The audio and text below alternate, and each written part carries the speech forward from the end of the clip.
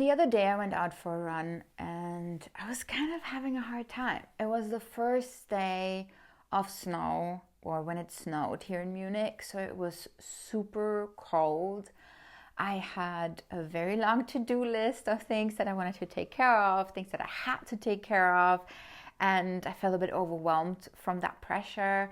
And also I felt tired. I had done a workout the day before. I did like a strength resistance workout the day before, and I felt it in my muscles and in my bones. And there I was running outside in the cold, feeling I'm wasting my time because I should use it for something else, and also suffering physically. And I didn't want to do it anymore. And I kind of asked myself in that moment, like, why am I doing this? Why am I out here? Why am I putting myself through this?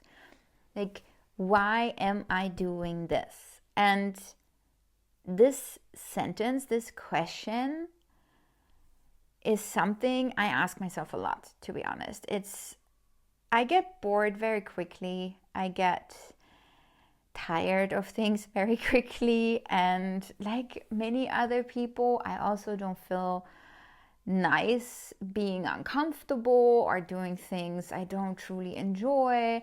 And then I ask myself, but why am I even doing this? And what this question does for me is that it is forcing me to take a step back. It forces me to zoom out and take a different perspective and take an honest look at my motivation to do what I'm doing. Is it worth it? Why am I doing this? Is it something that I want to put more effort into, or should I maybe just let it go and not do it at all, right? Like, why am I doing it? And sometimes I do drop things and I stop doing them because I don't see the point for me. And sometimes this question makes me kind of like rekindle my desire and rekindle my passion for whatever I'm doing at the moment. And yes, on my run the other day, asking myself this question kind of like snapped me out of my me complaining mode. And I obviously remember why I'm running. I do that for myself. I do it for my health. I want to move my body. I want to be outside. I want to be in nature. And it is also a promise that I made with myself that I go running as often as I can, as much as it's healthy, obviously, for me to do that. And keeping that promise and showing up for myself is a way that I show myself self-love, right? So that motivation was enough for me that I had to remember in that moment to just keep going and finish my run. And no, it wasn't easy peasy, lemon squeezy or whatever that expression is afterwards. I still suffered. It was still cold. I was still feeling my sore muscles and I was still tired. But I finished it anyways. I gathered enough motivation to push through and to do it despite all of that. So basically I was working on my mental toughness in that moment, and finding my motivation really helped me to do that. And motivation is such a great thing. Like, everything we do is to some extent fueled by motivation. Our actions are fueled by motivation. And everything that we actively avoid, is also connected to motivation or the lack thereof, right? We're motivated to not do it in a way, if that makes sense. So if you haven't guessed it, today's episode is about motivation and a deep dive into what it is and how we can use it to our advantage. So welcome to the podcast. This is the Healthy and Aligned podcast. My name is Lisa.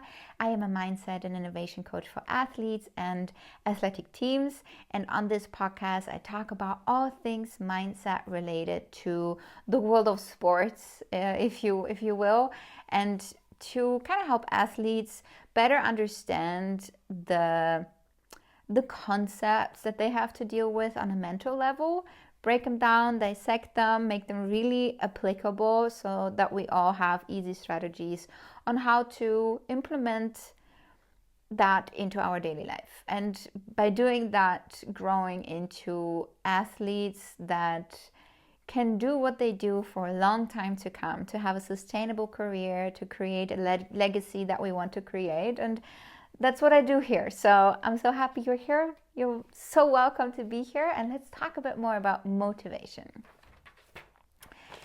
So motivation, as I said, is at its core the driving force behind all actions that we do. All the things that we do are in some way, shape, or form connected to our motivation. And understanding this is very important, especially in situations that are maybe a bit more difficult, when things are a bit tougher, when they're high stakes, when it's very exhausting, when you have like a grueling long training session and you really don't want to do it anymore, or you have to return to practice after a long injury, for example, or your team lost 3 times in a row and now you have to get hyped up for the next game. Like especially in those moments when the pressure is up, it's important to have access to that motivation to be able to get ourselves up and do what we want to do in the sport that we do, right? And without that motivation, basically nothing's going to happen, right? You're not gonna go for it. You're not gonna do it. It's very, very simple. And I have this very simple, but I think powerful formula that describes motivation for me. So it's basically 2 main elements. You have, as the first element, the gap between where you are right now and what you really want. That is a gap. I'm here right now. I want to win the game. That's a gap that you have. And that what you want is really something that you want. It's not just something that you don't have, because there's a lot of things we don't have, but it doesn't mean that we don't want that, right? Like, I don't know, I don't have a surfboard, or I don't have a career in tennis. There is a gap between my status quo and a tennis pro, but I also don't want to be a tennis pro, so that is not relevant. It's about something that we want. It's a goal that we have. It's a dream that we have, right? So that's the first element of it. So the gap between what we have and what we want, times, if you want to make it a formula, you do times the desire that we have to close that gap. And that's very important, the desire to close the gap. So that would mean the emotional intensity, is another way to put that we have behind closing that distance between what we have and what we want. Because honestly, I wouldn't mind having a couple of billions on my bank account, right? I'm not a billionaire. There is a significant gap between my current situation and being a billionaire. However, my desire to be a billionaire is not as strong. Like, I don't hate it, obviously. Like, I wouldn't say no.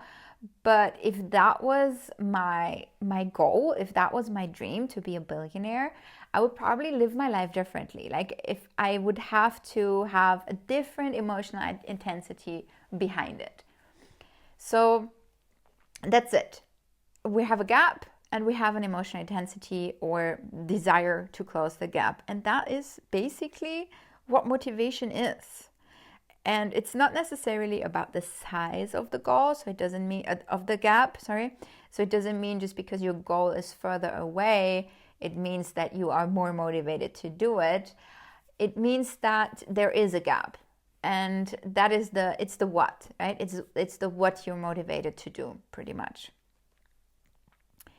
And the emotional energy, that desire to close the gap, that is the decisive factor. And that's why I say it's the gap times the intensity, not plus, because it's so much bigger, right? The intensity will increase it by so much. Like, yeah.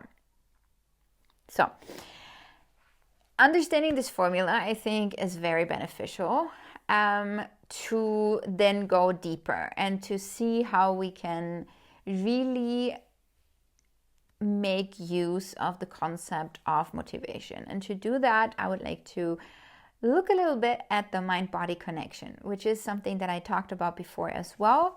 I will link all the other content that is related to this episode, because I've done tons of episodes with like neighboring topics, and I've done one on the mind-body connection. I will link all of those in the show notes or in the video description, so you can, go listen or watch them as you wish, if there's anything that you want to dive deeper into. So the mind-body connection, what is it? Mind-body connection is basically the connection between our thoughts, our emotions, and our physical body. So our thoughts, they can trigger emotions. When we have an emotion, a specific signal is released, a hormone is released in our body that then translate into a physical reaction. So like an increased heart rate or sweating or tension in our muscles. So for example, if I think about, imagine I would be a soccer player and I think about the final, in February or something. I think about it and I trigger the emotion of anxiety. I'm like, oh, I don't think we can do it. I'm not sure we'll be strong enough. I have so many doubts around it. And you get into this frenzy of anxiety and panic. And that basically translates into you breathing faster, having a more shallow breath. Maybe you start sweating, maybe you start feeling antsy and you can't just relax anymore, and your heart rate goes up. So that would be a classic example of the mind-body connection, going from thought to physical reaction through your emotions. That thing can go backwards as well. So I think my favorite example of this is when you're getting a nice like spa type of massage, not the physio type of massages, but like a spa relaxing massage. It is very difficult to think stressful thoughts because your body relaxes, your nervous system calms down and balances itself out. You have the rest, digest, chill mode nervous system activated pretty much, and that affects your feelings. So you feel calmer, you feel peaceful, you feel content maybe. And when you have those feelings, it's very difficult to then think about the horrible match of the finals that are coming up and think about it in an anxious kind of way. So if you do think about it, it's probably going to be like, it'll be fine. We'll figure it out by the time, there's still months to go. Like you'll have a different perspective on it. And that would be the mind-body connection, starting with your physical body. So as you can see, it can go both ways. However, there's always a connection between those things. So when we look at motivation, why I bring this up, motivation is heavily influenced by a hormone called dopamine. Dopamine is sort of our feel-good hormone, it makes you feel excited about something. It makes you feel good. I think the name is very descriptive. It's the feel-good hormone. So it is connected to our reward system, and when that neurotransmitter, when that dopamine signal is sent out, we anticipate reward, we anticipate that we are experiencing pleasure, so it's a nice feeling, right? And that is heavily connected with motivation, because when we see the gap that I talked about before, when we see the potential goal, so the soccer trophy, for example, and the party that is connected to it, and the people cheering with you, and the sense of achievement that you'll have once you've won that final and you get that trophy, it releases this kind of dopamine, or it releases dopamine, the reward system. So you feel really good. And when you do that, the emotional intensity goes up, right?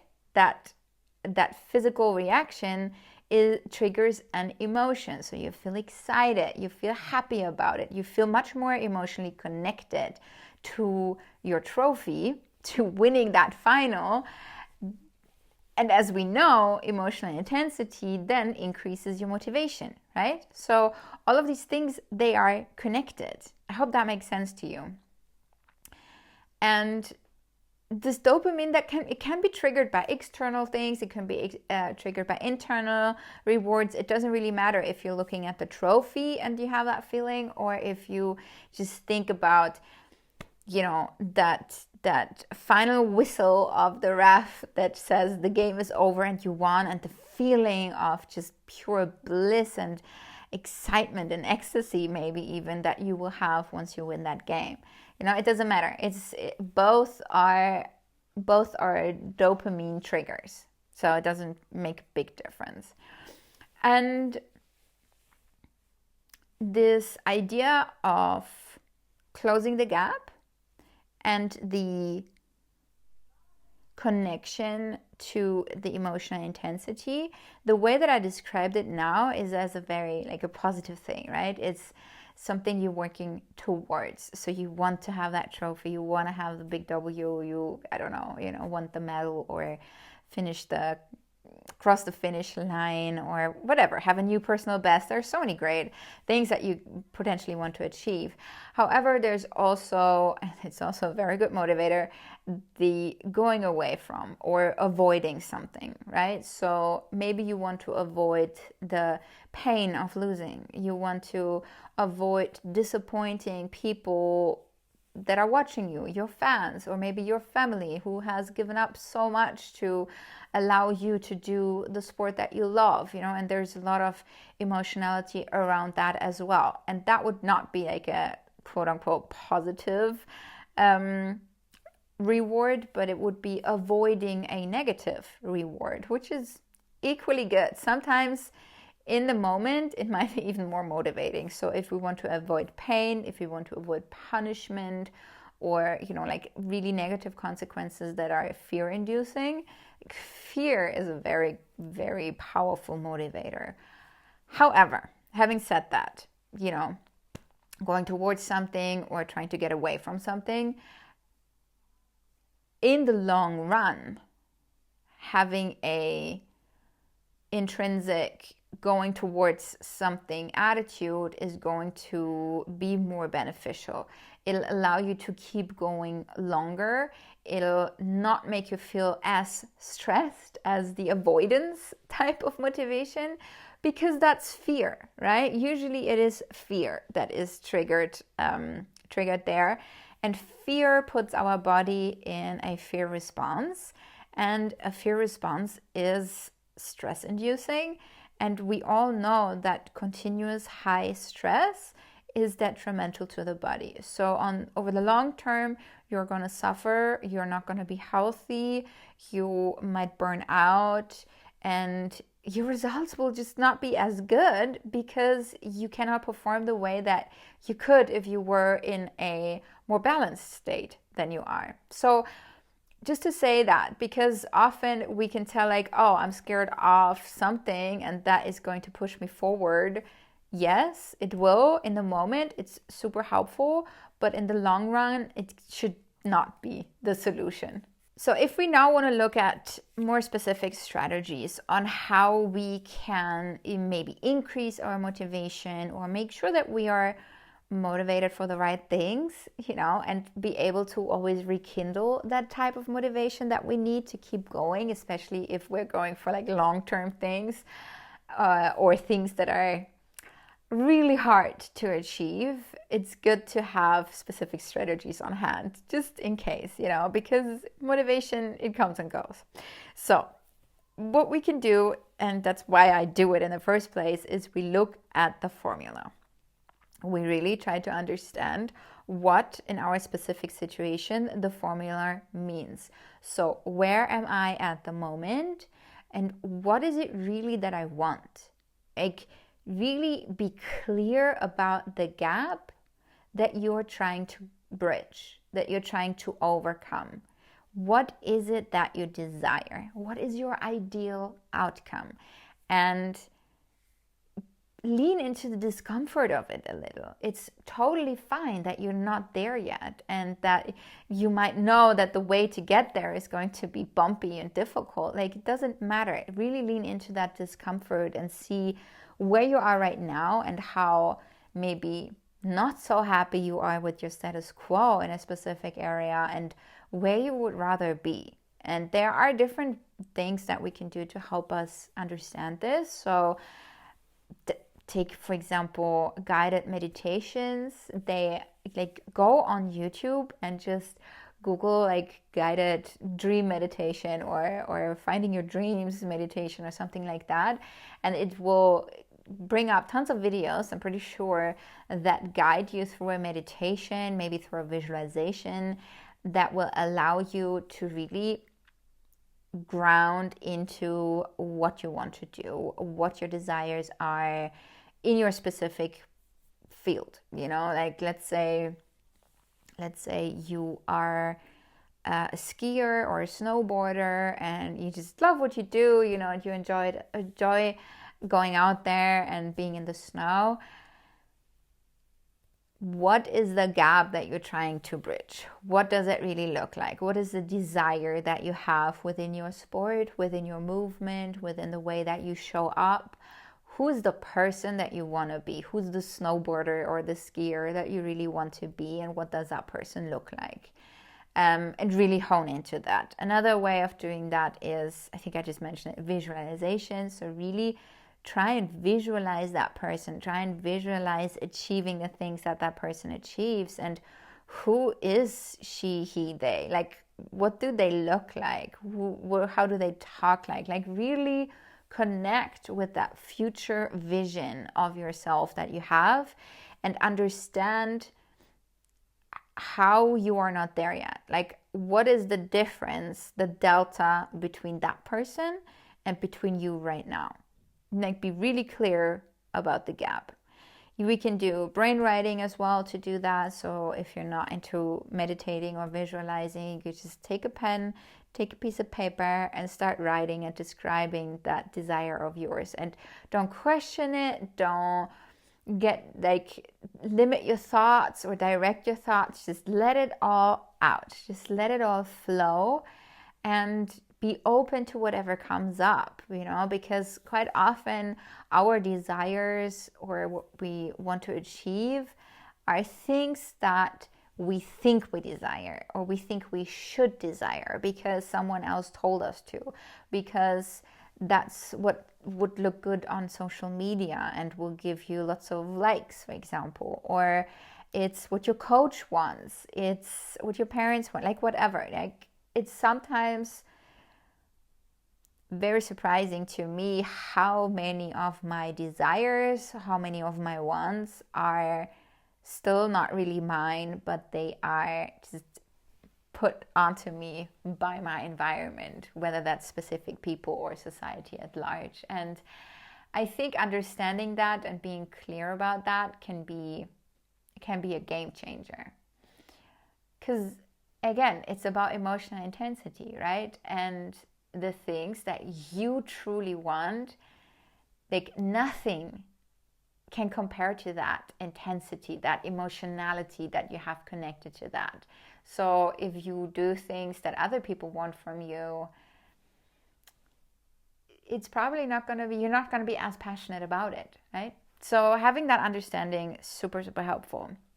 And then connected to that is, of course, the topic of goal setting. Like, how do you then define it for yourself? How do you make it, how do you break it down for yourself, that gap? Like, what can it look like? What are the activities that you need to do? What are your process goals around that? So that is definitely a good exercise to help you gain even more clarity around it and be a bit more maybe strategic or action focused. And now let's look at the other part of the formula. Again, the emotional energy around it, the desire that you have to close that gap. And when you look at your future ideal outcome that you've just spent time with, where do you feel the biggest desire? Like, what really, truly, truly excites you? What is it, you know, that tickles you and electrifies you And that's probably where you should start, because those are truly your desires. And it's already emotionally intense. There's a lot of energy around it already. So you're gonna have such an easier job of getting there. It'll be so easy for you to always tap into this type of motivation, this type of energy around it to actually get it done, right? As opposed to the things that you think are cool and you kind of want to do, but they don't, it's not the first thing you think about when you wake up in the morning, And while those things are amazing, and I'm going to get to how we can still do those as well, it'll take more effort than the other ones that already are, within you, like firework or bringing out fireworks within you. So emotionally connect to your goals, emotionally connect to what it is that you set out to do, and really feel into it. Really learn how to name the emotions that you have around it. If you have trouble naming emotions, because that's definitely not something that we usually do in our daily life, I recommend that you Google the emotion wheel. It's just an easy tool to look at that will help you become very specific about the emotions that you have, about naming the emotions that you have, and be very clear about what it is. And it's so helpful. I love this tool. I use it all the time. So connect to your goals on an emotional level, not just a rational, like mind level, but emotional level. Now, if you've done that, and sometimes, motivation wanes, as I said earlier, or you pick a topic or you look at a topic that you kind of want, but it's not, priority number one on your list, but you still want to go for it, and you need to actively get yourself motivated around it, I strongly suggest to use the tool of visualization. So really try and visualize not only you having achieved the outcome, being in that desired state, but also visualize the way to get there. Because quite often things are tough. Like, we need to show up consistently. We need to do things that are not as fun maybe, or we need to do a lot of repetition of something, and repetition can get super boring. And, there are those training sessions that are long, and there are sore muscles, and there's, like, I had like cold weather outside and a long to-do list, and like so many different things that could influence our motivation and kind of like dampen our emotional energy around it. And when we visualize how we go through that process and be honest with ourselves and visualize us going through these training sessions and going through, maybe running in the snow, if that's what it is, if that's what it takes, we can visualize that and basically train our brain, train our mind, and train our thoughts in becoming that version of ourselves. And the more we do that, the more we train to think like that person, to visualize how we act like that person. For our brain, there is not really a big difference whether I think it, and visualize it and really make it a visceral experience, or whether I do it. It's the same learning process that happens in your brain. So using visualization is a very powerful tool to train ourselves into staying motivated, and understanding that maybe difficulties, maybe discomfort are just simply a part of the journey. And I think that's pretty much also my last point. The topic of reframing discomfort in this situation or in this context, because the discomfort, essentially, that is the gap that we talk about this whole episode, the gap between where you are and where you want to be. There is a discomfort, right? Otherwise, you wouldn't want to be somewhere else. You'd be fine with where you are right now. And understanding that this discomfort is an essential, an integral part of motivation of moving forward, of growing, of becoming, it really reframes and flips the idea of discomfort. It's not something to be avoided necessarily. It is something to be celebrated almost, because having a discomfort gives you the power to be motivated to be someone else, to move forward. Sorry, not to be someone else. I always want you to be you, but to move towards the version of yourself that makes you really excited and gets you really happy about life, right? Because I believe that life is about growing and is about evolving and learning new things and experimenting with new things. And having the motivation to do that is found in the discomfort of the present moment. So basically, it's just opportunities. Moments of discomfort are opportunities for you to understand where you need to close the gap. That's it. So having a reframe around that is, I think, super, super helpful and a very powerful strategy when it comes to motivating or finding that motivation again once we lose it. Now, I think what is super helpful as well is taking out the guesswork, So routines, habits, I'm a big, big fan of those. Like if you need to consistently practice penalty shots or practice a free throw or whatever it is, or practice a specific jump as a snowboarder, consistency is key. You know that is part of the training, right? So consistency is also key when it comes to your mindset training and mindset development. So having habits, having these fixed routines around habits, maybe they will allow you to get better a little bit every day in one way or another.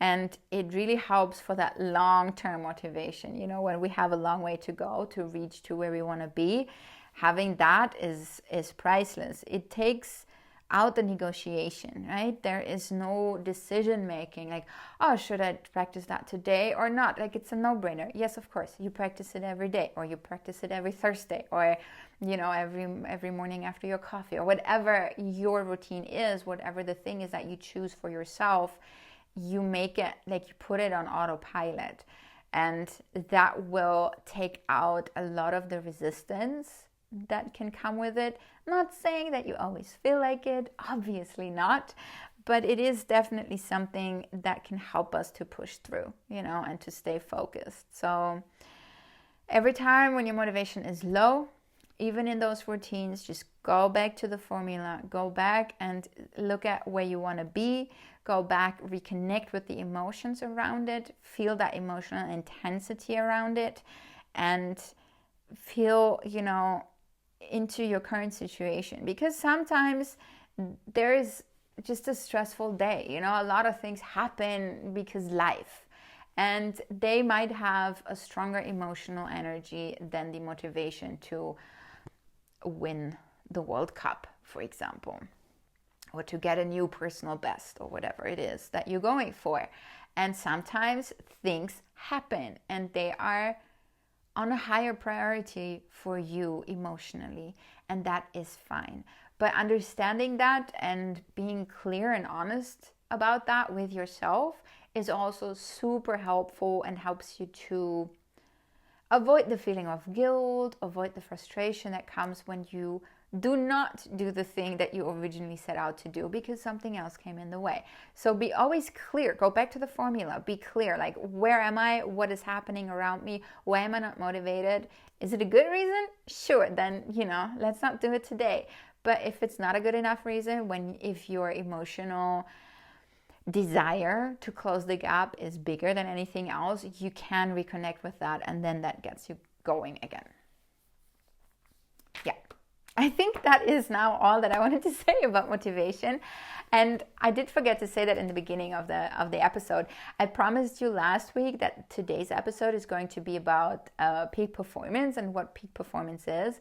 But motivation is a huge part of peak performance. And next week's topic, which is resistance, so it's like the counterpart to motivation, is also very important to understand peak performance. So I kind of like shuffled the order of the episodes so that I can just refer back to these episodes when I talk about the psychology of peak performance.